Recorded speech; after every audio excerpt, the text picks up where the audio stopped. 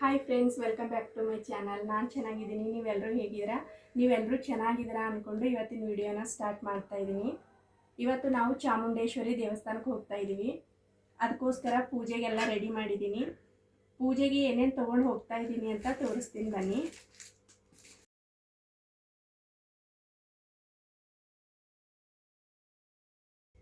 ಮೊದಲಿಗೆ ಒಂದು ಸ್ಯಾರಿ ತೊಗೊಂಡಿದ್ದೀನಿ ದೇವರಿಗೆ. ಅದಾದಮೇಲೆ ಬಳೆ ತೊಗೊಂಡಿದ್ದೀನಿ ಗ್ರೀನ್ ಕಲರ್ದು. ಕೊಬ್ಬರಿ ತೊಗೊಂಡಿದ್ದೀನಿ, ಯಾಕಂದರೆ ಮಡ್ಲಕ್ಕಿ ಹಾಕೋಣ ಅಂತ ಅಂದ್ಕೊಂಡಿದ್ದೀನಿ. ಇದು ಮಡ್ಲಕ್ಕಿ ತುಂಬಿಸೋಕ್ಕೆ ಅಕ್ಕಿ ತೊಗೊಂಡಿದ್ದೀನಿ. ಈ ಕೊಬ್ಬರಿಯಲ್ಲಿ ದಕ್ಷಿಣೆ ಇಡ್ತೀನಿ. ಹಾಗೆಯೇ ಎಲೆ ಅಡಿಕೆ ಇದೆ. ಎಲೆ ಅಡಿಕೆ ಈ ಕೊಬ್ಬರಿಲಿ ಇಟ್ಟು ಇದರಲ್ಲಿ ಸ್ವಲ್ಪ ದಕ್ಷಿಣೆ ಹಾಕ್ತೀನಿ. ಇದು ಅರಿಶಿನ ಕುಂಕುಮ ಇದೆ, ಹಾಗೆ ಕರ್ಪೂರ. ಒಂದು ಕಾಯಿ ತೊಗೊಂಡಿದ್ದೀನಿ, ಹಾಗೆ ಹಣ್ಣು ತೊಗೊಂಡಿದ್ದೀನಿ. ಚಾಮುಂಡೇಶ್ವರಿ ದೇವಿ ಆಗಿರೋದ್ರಿಂದ ನಿಂಬೆಹಣ್ಣು ತೊಗೊಂಡಿದ್ದೀನಿ 2. ಹಾಗೆಯೇ ಹೂ ತೊಗೊಂಡಿದ್ದೀನಿ. ಇಷ್ಟನ್ನು ಇವಾಗ ಈ ಬ್ಯಾಗಲ್ಲಿ ಇಟ್ಬಿಟ್ಟು ತೊಗೊಂಡು ಹೋಗಿ ದೇವಸ್ಥಾನದಲ್ಲಿ ತಟ್ಟೆಯಲ್ಲಿ ಜೋಡಿಸಿ ದೇವರಿಗೆ ಕೊಡ್ತೀನಿ. ಬನ್ನಿ ಹೋಗೋಣ.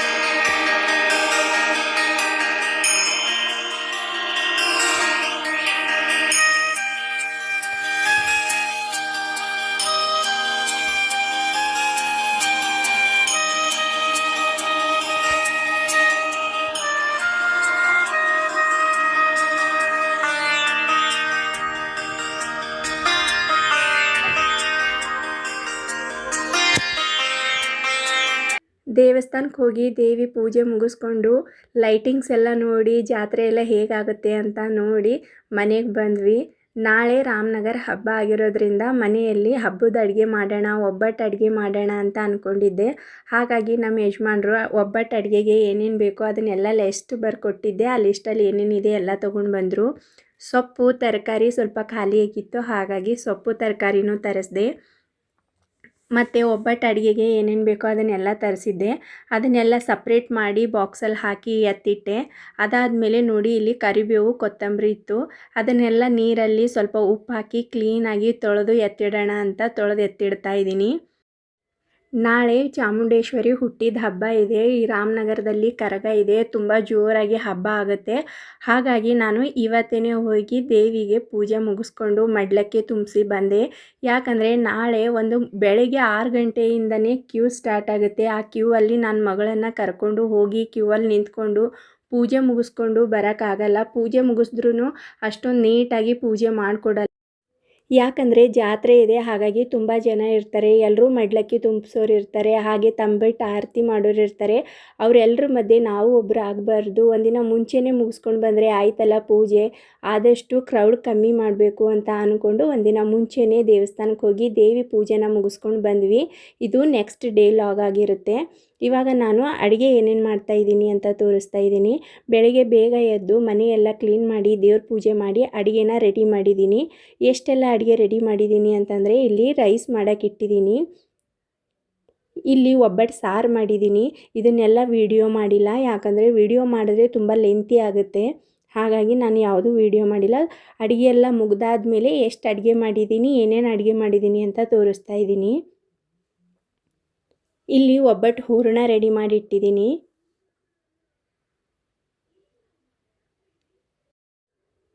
ಇಲ್ಲಿ ರೌಂಡ್ ಬಜ್ಜಿ ಹಾಕೋಣ ಅಂತ ಹಿಟ್ಟು ನೆನೆಸಿಟ್ಟಿದ್ದೀನಿ. ಹಿಟ್ಟು ಚೆನ್ನಾಗಿ ನೆಂದ್ರೇ ಬಜ್ಜಿ ಚೆನ್ನಾಗಿ ಬರುತ್ತೆ, ಹಾಗಾಗಿ ಮೊದಲೇ ಹಿಟ್ಟು ನೆನೆಸಿಟ್ಟಿದ್ದೀನಿ. ಒಬ್ಬಟ್ಟು ಮಾಡೋಕ್ಕೆ ಹಿಟ್ಟು ಕಲಸಿ ರೆಡಿ ಮಾಡಿಟ್ಟಿದ್ದೀನಿ. ಒಬ್ಬಟ್ಟು ಮಾಡೋಕ್ಕೂ ಅಷ್ಟೇ, ಹಿಟ್ಟು ಚೆನ್ನಾಗಿ ನೆನಿಬೇಕು. ಒಂದು ಮಿನಿಮಮ್ ಅರ್ಧ ಗಂಟೆ ಆದರೂ ಹಿಟ್ಟು ನೆಂದ್ರೇ ಚೆನ್ನಾಗಿ ಒಬ್ಬಟ್ಟು ಬರುತ್ತೆ. ಮತ್ತು ಇಲ್ಲಿ ಚಿತ್ರಾನ್ನ ಮಾಡೋಣ ಅಂತ ಗೊಜ್ಜು ರೆಡಿ ಮಾಡ್ತಾಯಿದ್ದೀನಿ. ಈ ಗೊಜ್ಜು ರೆಡಿ ಮಾಡಿ ಇಟ್ಟರೆ ಯಾವಾಗ ಬೇಕೋ ಆವಾಗ ಅನ್ನಕ್ಕೆ ಹಾಕಿ ಕಲಿಸ್ಬೋದು. ಇಲ್ಲಿ ಒಬ್ಬಟ್ಟು ಮಾಡ್ತಾಯಿದ್ದೀನಿ ನೋಡಿ. ಬಿಸಿ ಬಿಸಿ ಒಬ್ಬಟ್ಟು ರೆಡಿ ಆಯಿತು. ತುಂಬ ಚೆನ್ನಾಗಾಗಿತ್ತು ಒಬ್ಬಟ್ಟು. ಹಾಗೆಯೇ ಬಿಸಿ ಬಜ್ಜಿ ಹಾಕೋಣ ಅಂತ ಎಣ್ಣೆ ಕಾಯಕ್ಕೆ ಇಟ್ಟಿದ್ದೀನಿ. ಎಲ್ಲ ಅಡುಗೆ ಮುಗೀತು. ಇವಾಗ ಊಟ ಮಾಡಬೇಕಷ್ಟೇ. ಎಣ್ಣೆ ಕಾದಿದೆ. ಇವಾಗ ಬಿಸಿ ಬಜ್ಜಿನ ರೆಡಿ ಮಾಡ್ತೀನಿ. ಬನ್ನಿ ಫ್ರೆಂಡ್ಸ್, ಇವಾಗ ಬಾಳೆ ಎಲೆ ಊಟ ಮಾಡೋಣ. ಊಟಕ್ಕೆ ಏನೇನು ಮಾಡಿದ್ದೀನಿ ಅಂತ ಬಾಳೆ ಎಲೆ ಮೇಲೆ ಹಚ್ಚಿ ತೋರಿಸ್ತೀನಿ. ಅದಾದಮೇಲೆ ಇವತ್ತು ರಾಮನಗರ ಕರಗ ಆಗಿರೋದ್ರಿಂದ ಊಟ ಎಲ್ಲ ಮಾಡಿಕೊಂಡು ಅದಾದಮೇಲೆ ಅಲ್ಲಿ ಗ್ರೌಂಡಲ್ಲಿ ಆರ್ಕೆಸ್ಟ್ರಾ ಹಚ್ಚಿದ್ದಾರೆ. ಆರ್ಕೆಸ್ಟ್ರಾದಲ್ಲಿ ಏನೇನಿದೆ ಅಂತ ನೋಡೋಣ. ಹಾಗೆ ಹೀರೋ ಹೀರೋಯಿನ್ಸ್ ಬರ್ತಾಯಿದ್ದಾರೆ. ಯಾರ್ಯಾರೆಲ್ಲ ಬಂದರು ಅಂತ ವಿಡಿಯೋ ಮಾಡ್ಕೊಂಡು ಬರ್ತೀನಿ. ಹಾಗೆಯೇ ಕರಗ ಇರುತ್ತೆ ರಾತ್ರಿ. ಕರಗದಲ್ಲಿ ಯಾವ್ಯಾವ ಥರ ಆಯಿತು, ದೇವಿ ದರ್ಶನ ಹೇಗೆಲ್ಲ ಆಯಿತು, ಕರಗ ಹೊತ್ತಿದವ್ರನ್ನ ನಾನು ಎಲ್ಲೆಲ್ಲಿ ನೋಡಿದೆ, ಎಷ್ಟು ಕರಗ ಇರುತ್ತೆ ಅಂತ ಅದನ್ನು ವಿಡಿಯೋ ಮಾಡೋಣ.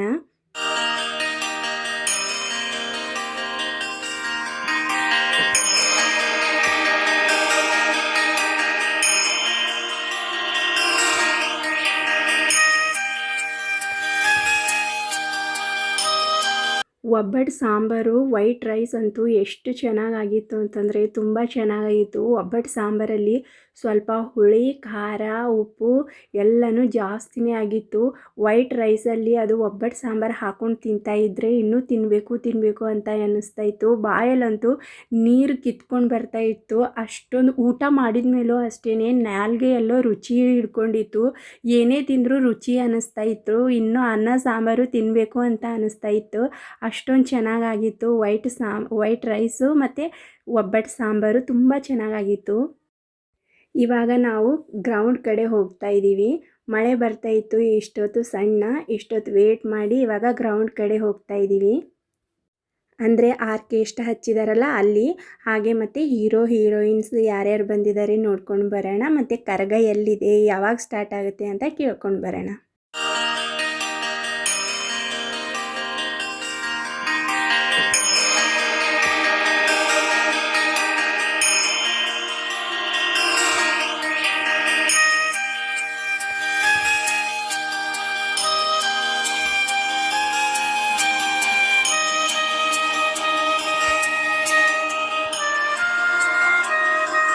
ನಾವು ಮೊದಲಿಗೆ ದೇವಸ್ಥಾನದ ಹತ್ರ ಬಂದ್ವಿ. ದೇವಸ್ಥಾನದ ಹತ್ರ ನಾಳೆ ಕೆಂಡ ಹಾಯಕ್ಕೆ ಅಂತ ಕಟ್ಟಿಗೆಗಳಿಗೆ ಅಗ್ನಿ ಸ್ಪರ್ಶ ಮಾಡ್ತಾಯಿದ್ರು ನೋಡಿ. ಅದಕ್ಕೋಸ್ಕರ ನಾವು ಇಲ್ಲೇ ನಿಂತ್ಕೊಂಡು ದೇವ್ರಿಗೆ ಕೈ ಮುಕ್ಕೊಂಡು ಅಗ್ನಿ ಸ್ಪರ್ಶ ಹೇಗೆಲ್ಲ ಮಾಡ್ತಾಯಿದ್ದಾರೆ ಅಂತ ನೋಡಿದ್ವಿ.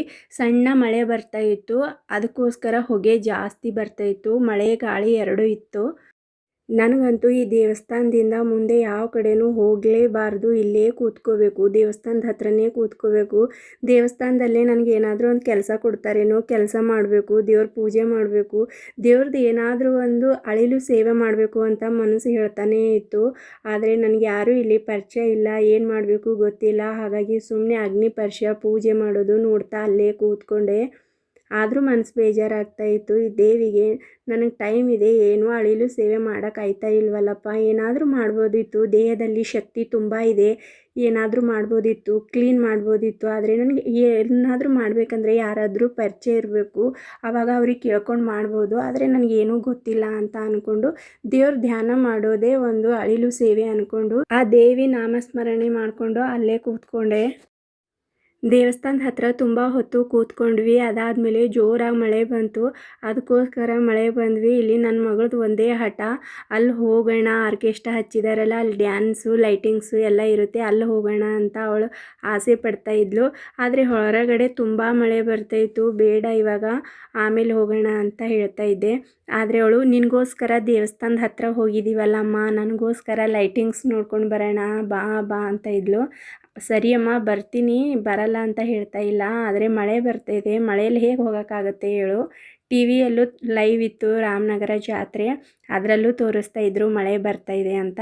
ಮಳೆ ಕಮ್ಮಿ ಆದಮೇಲೆ ಹೋಗೋಣ. ಇವತ್ತು ರಾತ್ರಿ ಪೂರ್ತಿ ಜಾತ್ರೆ ಇರುತ್ತೆ, ರಾತ್ರಿ ಪೂರ್ತಿ ರಾಮನಗರ ಎಲ್ಲ ಕರಗ ಓಡಾಡುತ್ತೆ, ಏನು ಭಯ ಪಡಬೇಡ, ನೀನು ಕರ್ಕೊಂಡು ಹೋಗ್ತೀನಿ ಅಂತ ಹೇಳ್ತಾ ಇದ್ದೆ. ಆದರೆ ಅವಳಿಗೆ ಸಮಾಧಾನನೇ ಆಗ್ತಾಯಿಲ್ಲ. ಬಾ ಇವಾಗೆ ಹೋಗೋಣ, ಬಾ ಇವಾಗೆ ಹೋಗೋಣ ಅಂತ ಒಂದೇ ಸಮನೆ ಕೂಗ್ತಾನೇ ಇದ್ದಾಳೆ.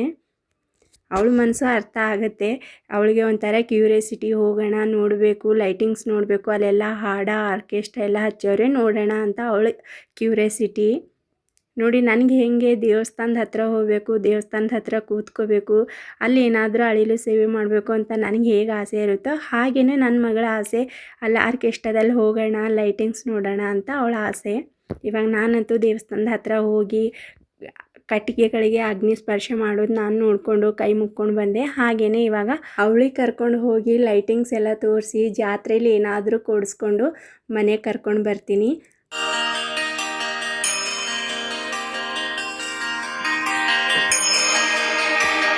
ಫೈನಲ್ ಆಗಿ ಇವಾಗ ಜಾತ್ರೆಗೆ ಹೋಗೋಕ್ಕೆ ರೆಡಿ ಆದ್ವಿ. 1 ಅವರಿಂದ ವೇಟ್ ಮಾಡ್ತಾಯಿದ್ದೀವಿ, ಮಳೆನೇ ಕಮ್ಮಿ ಆಗ್ತಾಯಿಲ್ಲ. ಇವಾಗ ಸ್ವಲ್ಪ ಮಳೆ ಕಮ್ಮಿ ಆಗಿದೆ, ಇವಾಗ ಹೋಗ್ತಾ ಇದ್ದೀವಿ ಜಾತ್ರೆಗೆ. ನೋಡಿ ಫ್ರೆಂಡ್ಸ್, ಜಾತ್ರೆಗೋಸ್ಕರ ಲೈಟಿಂಗ್ಸ್ ಎಲ್ಲ ಎಷ್ಟು ಚೆನ್ನಾಗಿ ಹಾಕಿದ್ದಾರೆ ಅಂತ. ರಾಮನಗರ ಅಂತೂ ಒಂದು ಮದುವೆ ಮನೆ ಥರ ಪಳ ಅಂತ ಹೊಳಿತಾ ಇದೆ. ರಾಮನಗರದಲ್ಲಿ ಚಾಮುಂಡೇಶ್ವರಿ ಜಾತ್ರೆ ತುಂಬ ಅದ್ಧೂರಿಯಾಗಿ ಮಾಡ್ತಾರೆ. ಇವಾಗ ಪಟಾಕಿ ಹೊಡಿತಾ ಇದ್ದಾರೆ, ಯಾಕಂದರೆ CM DK ಶಿವಕುಮಾರ್ ಅವರು ಬಂದಿದ್ದಾರೆ, ಹಾಗಾಗಿ ಪಟಾಕಿ ಹೊಡಿತಾ ಇದ್ದಾರೆ. ತುಂಬ ಪಟಾಕಿ ಹೊಡೆದ್ರು. ಮಳೆ ತುಂಬ ಬಂದು ಇವಾಗ ಕಮ್ಮಿ ಆಗಿದೆ. ಎಲ್ಲಂದರೆ ಅಲ್ಲಿ ನೀರೆಲ್ಲ ಎಷ್ಟೊಂದು ನಿಂತ್ಕೊಂಡಿದೆ ನೋಡಿ. ಜನಗಳು ಅಷ್ಟೇ ಮಳೆ ಕಮ್ಮಿ ಆಗಲಿ ಅಂತ ವೆಯ್ಟ್ ಮಾಡ್ತಾಯಿದ್ರು ಅನಿಸುತ್ತೆ. ಹಾಗಾಗಿ ನಮ್ಮ ಥರನೇ ಎಷ್ಟೊಂದು ಬೈಕ್ ಮೇಲೆ ಬರ್ತಾಯಿದ್ರು. ಅಂದರೆ ಮಳೆ ಬರ್ತಾ ಇತ್ತಲ್ಲ, ತುಂಬ ಜೋರಾಗಿ ಮಳೆ ಬರ್ತಾಯಿತ್ತು. ಮಳೆ ಕಮ್ಮಿ ಆದಮೇಲೆ ಜಾತ್ರೆಗೆ ಹೋಗೋಣ ಅಂತ ವೆಯ್ಟ್ ಮಾಡ್ತಾಯಿದ್ರು ಅನಿಸುತ್ತೆ. ನೋಡಿ ಪಟಾಕಿ ಎಷ್ಟು ಚೆನ್ನಾಗಿದೆ. ಮುಖ್ಯಮಂತ್ರಿ DK ಶಿವಕುಮಾರ್ ಅವರು ಬಂದಿದ್ದಾರೆ. ಇವಾಗ ನಾವು ಹೋಗೋಣ, ಮುಖ್ಯಮಂತ್ರಿಯವರು ಏನೇನು ಭಾಷಣ ಮಾಡ್ತಾರೆ ಅಂತ ನೋಡೋಣ. ಅವ್ರಿಗೂ ತುಂಬ ಆಸೆ ಇತ್ತು ಬೇಗ CM ಆಗಬೇಕು ಅಂತ, ಹಾಗಾಗಿ ಈ ವರ್ಷ CM ಆಗಿ ರಾಮನಗರಕ್ಕೆ ಬಂದಿದ್ದಾರೆ. ಪ್ರತಿ ವರ್ಷ ಅವರು ಬರ್ತಾರೆ ರಾಮನಗರ ಜಾತ್ರೆಗೆ. ಈ ವರ್ಷ CM ಆಗಿ ರಾಮನಗರ ಜಾತ್ರೆಗೆ ಬಂದಿದ್ದಾರೆ.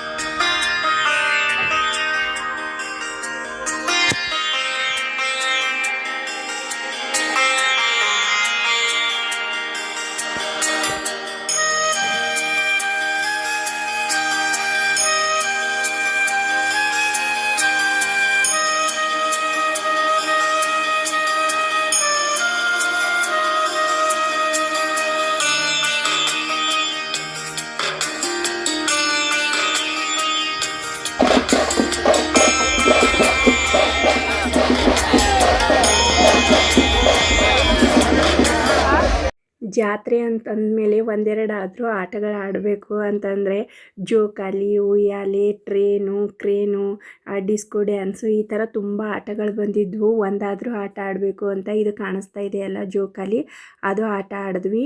ಇನ್ನೊಂದು ಈ ಥರ ಟ್ರೇನ್ ಥರ ಇತ್ತು, ಅದೊಂದು ಆಟ ಆಡಿದ್ವಿ. ತುಂಬ ಮಜಾ ಅಂತ ಅನ್ನಿಸ್ತು. ಯಾವಾಗಲೂ ಆಟ ಆಡೋಕ್ಕಾಗಲ್ಲ. ಈ ಥರ ಜಾತ್ರೆಗಳಿದ್ದಾಗ ಆ ಥರ ಖುಷಿನ ನಾವು ಬಿಟ್ಬಿಡಬಾರ್ದು. ಆಟ ಆಡಲೇಬೇಕು. ಅವ್ರೇನು ಅನ್ಕೋತಾರೋ ಇವ್ರೇನು ಅನ್ಕೋತಾರೋ ಅಂತ ಅನ್ನಬಾರ್ದು. ನಾವು ಚಿಕ್ಕ ಮಕ್ಕಳಾಗೆ ಜೀವನ ಸಾಗಿಸ್ದ್ರೇ ಖುಷಿ ಅಂತ ಅನಿಸುತ್ತೆ. ಅದು ಬಿಟ್ಟು ತುಂಬ ದೊಡ್ಡವರಾಗಿದ್ದಂಗೆ ಅವ್ರೇನಂತಾರೋ ಇವ್ರೇನಂತಾರೋ, ನೋಡಿದವ್ರು ಏನಂತಾರೋ ಅಥವಾ ಪರಿಚಯ ಇರೋರು ಏನಂತಾರೋ, ನಮಗೆ ಬೇಕಾದವ್ರು ಏನಂತಾರೋ ಅಂತ ಅಂದ್ಕೊಂಡು ಕೂತ್ಕೊಂಡ್ರೆ ಬರೀ ಯೋಚನೆ ಮಾಡೋದ್ರಲ್ಲೇ ಜೀವನ ಹೋಗುತ್ತೆ. ಅದೆಲ್ಲ ಯೋಚನೆ ಮಾಡಬಾರ್ದು. ವರ್ಷಕ್ಕೆ ಒಂದು ಸರಿ ಜಾತ್ರೆ ಬರುತ್ತೆ, ಹಾಗಾಗಿ ನಮ್ಮ ಮಕ್ಕಳಿಗೆ ಏನು ಖುಷಿ ಕೊಡುತ್ತೆ, ಯಾವ ಆಟ ಆಡಿಸಿದ್ರೆ ಖುಷಿ ಕೊಡುತ್ತೆ ಅಂತ ಅಂದ್ಕೊಂಡು ಆ ಆಟಗಳನ್ನು ಆಡಿಸ್ಬೇಕು. ಎಲ್ಲರೂ ಅನ್ಕೋತಾರೆ ಭಯ ಬೀಳ್ತಾಳೆ ನಾವು ಭಯ ನನ್ನ ಫ್ರೆಂಡ್ಸ್ ನನಗೆ ತುಂಬ ಖುಷಿ. ಉಯ್ಯಾಲೆ ಆಡೋದಂದ್ರೆ ನಮ್ಗೆ ತುಂಬ ಇಷ್ಟ. ನಮ್ಮ ಅಚ್ಚು ಅಂತ ಸ್ವಲ್ಪನೂ ಭಯ ಪಡೋದಿಲ್ಲ, ಅವಳಿಗೆ ತುಂಬ ಇಷ್ಟ. ನೋಡಿ ಭಯ ಬಿದ್ದು ಕಿರಿಸ್ತಾ ಇಲ್ಲ, ಅವಳು ಖುಷಿಯಿಂದ ಕಿರಿಸ್ತಾ ಇರೋದವಳು. ಮತ್ತೆ ಏನಕ್ಕೆ ಕಿರ್ಸ್ತಾ ಇರೋದೇನೋ ಖುಷಿಯಿಂದ.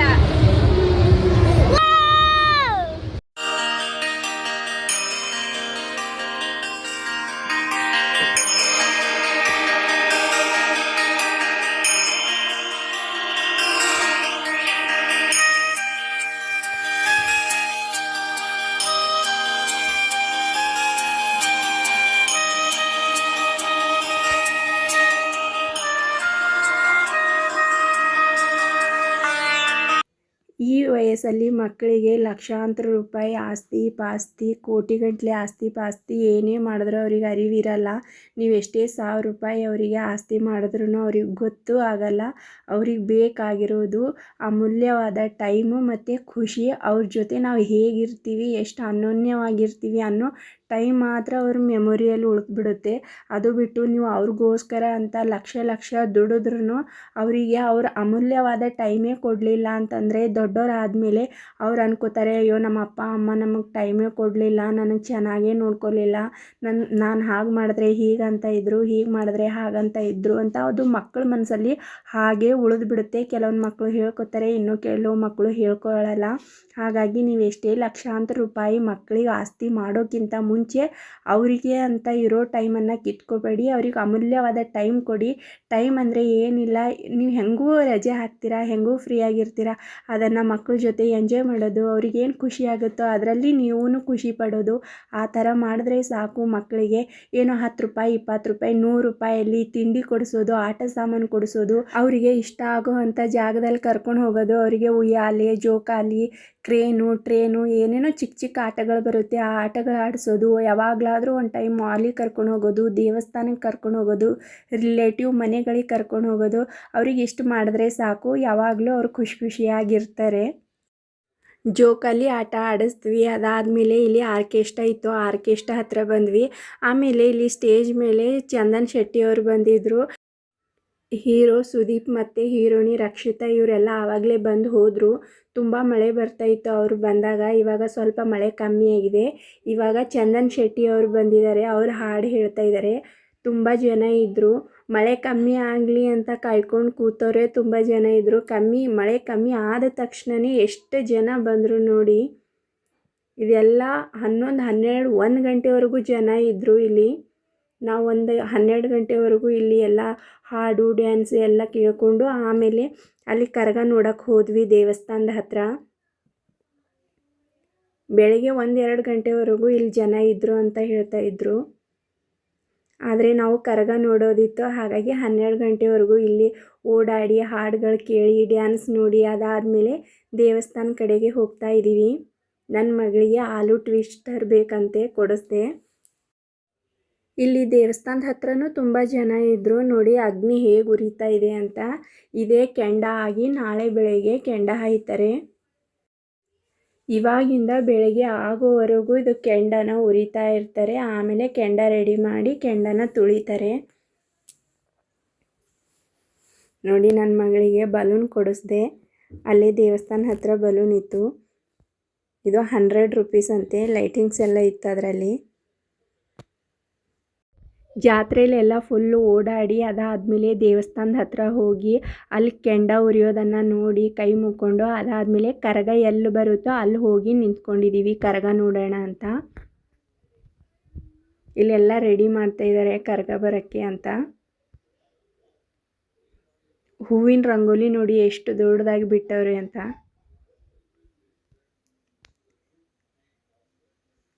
ಇವಾಗ ಟೈಮು 12 ಗಂಟೆ ಆಗಿತ್ತು. ಒಂದಾದಮೇಲೆ ಒಂದು ಕರಗ ಬರ್ತಾ ಇತ್ತು. ಹಾಗಾಗಿ ಅಲ್ಲಿ ಮೆಟ್ಲ ಮೇಲೆ ಕೂತ್ಕೊಂಡ್ವಿ. ಒಂದು ಕರಗ ಬಂದ ಮೇಲೆ ನೋಡಿ ಕೈ ಮುಕ್ಕೊಂಡು ಮತ್ತೆ ಅದೇ ಮೆಟ್ಟಲ ಮೇಲೆ ಹೋಗಿ ಕೂತ್ಕೊಂಡ್ವಿ. ಮತ್ತೆ ಬಂದಾಗ ಮತ್ತೆ ಎದ್ದು ಹೋಗಿ ನೋಡಿದ್ವಿ.